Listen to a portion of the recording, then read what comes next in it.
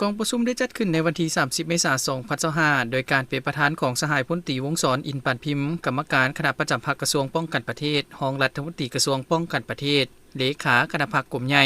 หัวหน้ากลุ่มใหญ่การเมืองกองทัพมีคณะบริหารงานพรรคกลุ่มใหญ่การเมืองกองทัพเข้าร่วม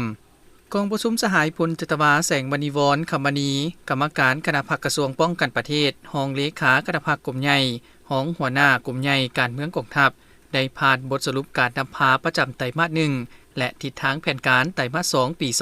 2025ผ่านการซี้นำพาเวียกงานหอบด้านโดยปินอ้อม4นาทีใหญ่26แผนงานที่คณะพรรคกระทรวงป้องกันประเทศบางออกคณะพรรคกลุ่มใหญ่การเมืองกองทัพได้ซี้นำพาศึกษาผมให้พนักงานสมาชิกพรรค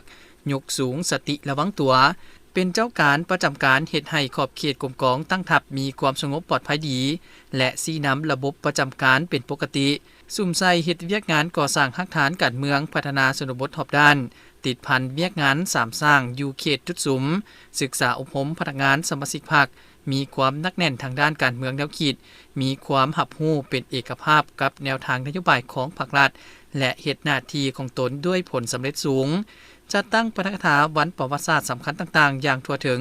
สุขยูเวียกงานวิชาเฉพาะหอพิพิธภัณฑ์หอสมุดโรงพิมพ์วิทยุโทรภาพหนังสือพิมพ์วารสารป้องกันชาติศิลปากรกองทัพก็คือแขนงการโฆษณาอยู่บรรดากรมกองท้องถิ่น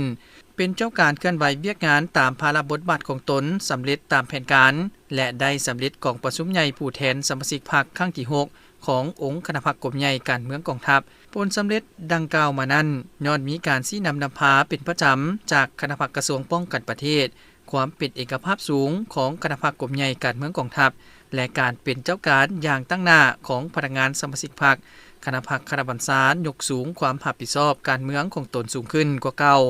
และย้อนการเสื่อมซึมหน้าที่ของพนักงานสมาชิกพรรคนักรบในทั่วกลุ่มใหญ่การเมืองกองทัพโอกาสนี้สายพลตรีวงศ์สร อินทร์ปานพิมพ์ได้เน้นหนักให้เพิ่มทวีศึกษาผมการเมืองนำพาแนวคิดให้พนักงานสมาชิกพรรคนักรบเสื่อมซึมกับแน่นผ่านขยายทิศทางแผนการของคณะพรรคกลุ่มใหญ่การเมืองกองทัพให้เป็นแผนงานอันละเอียดหันเอาเวียกงานดังกล่าวเข้าสู่การนำพาจัดตั้งปฏิบัติให้เกิดมากผลตัวจริงยกสูงความรับผิดชอบการเมืองของคณะพรรคคณะบัญชาแต่ละขั้นในการจัดตั้งปฏิบัติแผนงานของตนให้เกิดมากเกิดผลตัวจริงและอำนวยความสะดวกด้านต่างๆให้ทุกเวียกงานสำเร็จผลอย่างจบงามเพิ่มทวีความสามัคคีเป็นเอกภาพภายในคณะพรรคคณะบัญชาแต่ละขั้นปฏิบัติหลักการรวมศูนย์ประชาธิปไตยเฮ็ดเวียกเป็นหมู่คณะแบ่งบุคคลรับผิดชอบอย่างจะแจ้งปฏิบัติระบอบส่องแสงรายงานขอคำเห็นอย่างเป็นประจำปฏิบัติระบอบกวดกาติดตามสุขยูและสรุปถอดถอนบทเรียนบรรดาเวียกงานที่วางออกแต่ละระยะให้เป็นปกติไปเคียงคู่กับการปฏิบัตินโยบายให้ถูกต้องส่งเสริมด้านตั้งหน้าแก้ไขบรรดาจุดอ่อนข้อคงค้างและปรากฏการณ์หยอดท่อต่างๆให้ทันเวลา